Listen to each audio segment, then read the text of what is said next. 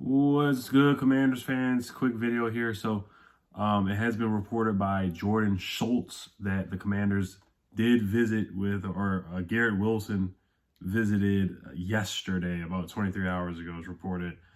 He says, according to one GM I spoke with, he is one of the best receivers I've evaluated over the past 5 years. Speed, route running, hands, can break the game open at any time. And I've said this before, man. He is super shifty. He can make guys miss in a phone booth.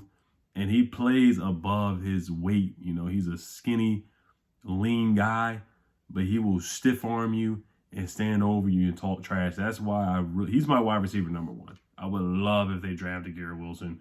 Him next to Terry McLaurin would be a nasty, scary duo. Just nasty. This is why I like Garett Wilson more than Olave, because when I watch him play, he's just mean. He's better after the catch too. He has more ability to break tackles, make guys miss, and it's like he's playing basketball over there, just making crossovers.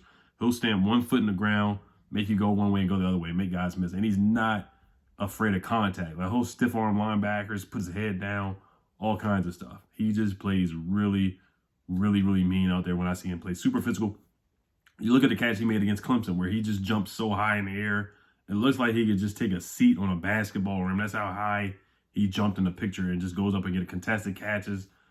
He's good in the slot, good in the outside, good everywhere you put him. 3 years of production. You look at some of the numbers for Garett Wilson. Now, like I said, I don't get too hyped off of, let me fix my camera a little bit. I don't get too hyped off of visits because, you know, there's a lot of times when they draft somebody and they'll interview the player and they'll be like, oh, I never even talked to the team. I never got a phone call from the team. This is my first time hearing from the team. I got drafted. This was coming out of left field. So I don't get too hyped about visits. And the Falcons, they have interest in Garett Wilson. They picked before us. The Jets have interest, so I know they want to get another wide receiver for Zach Wilson. But and you guys know how I feel. I'm in an offensive state of mind. I know we met with Kyle Hamilton the other day. Gonna meet with Drake London later on this week. Drake London is fine, but I do want a guy that can go out there and create separation. That's the kind of wide receiver that I'm looking for. And that's the kind of wide receiver that wins today in the NFL. Guys that are able to separate. Now, I know scouts are comparing Garett Wilson to Stephon Diggs. I've heard Jerry Jeudy. All those guys can create separation. All those guys are yak guys. They get the ball and they can run and make guys miss. They can get a slant and just take it up for 30 yards, just like Terry McLaurin does. So I would love this pick. I would love them to. If they got Garett Wilson, I'd be a very happy guy. I would be ecstatic because I think it's time that we focus and invest draft capital. We got to invest some draft capital in this offense, man. We've done it on defense for years and years and years. I just feel like it's the guys that are in-house that we already have. They need to step up to the hype. They need to step up to the bill, and we've already spent. And I'm not saying that doesn't mean you don't add to the defense. If you can get Kyle Hamilton, if Ron takes him, I'll be fine with it. I won't be hyped like if we get Garett Wilson. I'll be happy with the pick. But if I see this defense go out there with another first-round pick and underwhelm and not play up to expectations, like I said, it could be on the coaches not getting the best out of these guys. But I'm just tired of seeing this getting the first-round pick in defense. Jamin Davis, he still has a long way to go. I still think he's going to develop and be a fine player. But, hey, man, I just can't take it. We've spent, 6 out of the last 7 years? That would be first-round picks on defense. And if they go out there and stink it up like they did last year, I don't know what to tell you, man. But Garett Wilson, you look at some of the numbers, man. 15 yards per catch, 12 touchdowns, 70 catches, 1,058 yards. The year before that, 43 catches for 723 yards and 6 touchdowns. Junior, he's been doing it for the past 3 years. You look at some of the advanced stats. This is from PFF. I know PFF is not gospel, but it is telling how he's able to create separation and win against defenders. So he's first among FBS wide receivers with 100. Quarterbacks have 157.3 passer rating when targeted versus man coverage. So basically, the highest quarterback rating you can get is 158.3 or something. Yeah, I think 158.3. So he's basically a dang near perfect passer rating when he's targeted versus man coverage. Guys can't stick him. They can't check him. They can't check him, to be honest with you. Missed tackles forced. He's forced 19 tackles last year in 2021, which is 12th among all wide receivers in the FBS. So that's legit numbers right there. So that's what he does. I want to say he ran a 4.37 40-yard dash, which is, of course, super fast. So you would have 4.38. So you would have Terry McLaurin who ran a 4.3. Gibson, who runs a 4.3. McKissick runs like, what, a 4.4, 4.5, something like that. Curtis, if he's healthy, Curtis Samuel runs a 4.3. De'Ami Brown runs a 4.4. So you would just have speed across the board, and then no more doubling Terry McLaurin. That's the best thing about it. You got to pick your poison. Either you're going to get torched by Terry, or you're going to get torched by Garett Wilson. And then you have no excuses. Carson Wentz has no excuse not to be successful if you have a Garett Wilson and a Terry McLaurin and a healthy Curtis and a healthy De'Ami. There's just no excuse for Carson Wentz to not be good with that core and a healthy Antonio Gibson. And let's say Logan Thomas comes back healthy. There's just no reason why Carson Wentz should not have a good season with that weaponry. I want Carson Wentz to have the most weapons that he can get.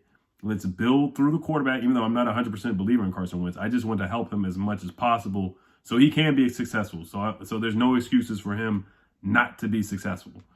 Like I said, 15.5 yards per catch. Plays in the slot and outside. Great body control. Can make a guy miss and fumble. All that stuff. Great footwork. The only negative I say is that he does dance a little too much. Like he'll just dance too much off of the release. That's the only problem I have. But I love the swag. And also, Ron Rivera should like him a lot because looking at his background, he grew up in Austin, Texas, but who cares about that? But he earned the All-American Bowl Man of the Year award as a senior for his community service, education, and athletic distinction. So that shows that he's a good guy as well off the field. So that's awesome. And, you know, the whole thing with Terry McLaurin, I do think he's going to sign an extension, but let's say things go bad or something like that, you would have a backup plan with Garett Wilson. That's just, you know, I like I said, I think Terry's going to sign an extension, but you just never know what happens with these guys. Not Deebo Samuel, but A.J. Brown took the Titans bio off of his Instagram and all social media. Terry McLaurin has not done that. I don't think he will, but you just got to be aware of stuff like that. I don't think Terry McLaurin's that kind of guy anyway, but it is what it is on that. So those are just some things about Garett Wilson. I'm happy about the visit. I really hope we can get him at 11. I just hope he drops. I don't think he will. I think the Jets want to help Zach Wilson out a lot. And I think the Jets or the Falcons probably will pick him, especially with Calvin Ridley being suspended for a year. They need a receiver pretty darn bad. William Jackson changed his number to number 3. Don't really care about numbers. You just got to play. Like I said, in this defense, we invested money in Will Jack. We invested money on Kendall Fuller. These guys got to step up and play, man. They got to step up and play. They got to step up and play to the money and all these picks we put on this defense. They need to step up, man. And I'm happy that Chase Young is at OTAs or voluntary workouts. I have no problem with him getting his money with Family Feud and the Under Armour commercial. But after last year, if you don't perform well, then yes, you need to be there. And honestly, even if you do perform well, I think you should go to the workouts if you can, for sure. Of course, we've seen guys who are leaders on the team or captains on the team. They play really well, but they just don't go to the voluntary workouts or the OTAs. But they are there for training camp. But, you know, a guy like Terry McLaurin, he's still going to be there at voluntary workouts. He's not going to be participating on the on-field stuff. On the on-field, he will not be participating in that. But he will be there physically, of course, being a leader of the team. So Chase Young, I'm happy that he's there pushing the sled. Saw some pictures of that and whatnot. But it is good to see him there, and I think it's a wake-up call for him.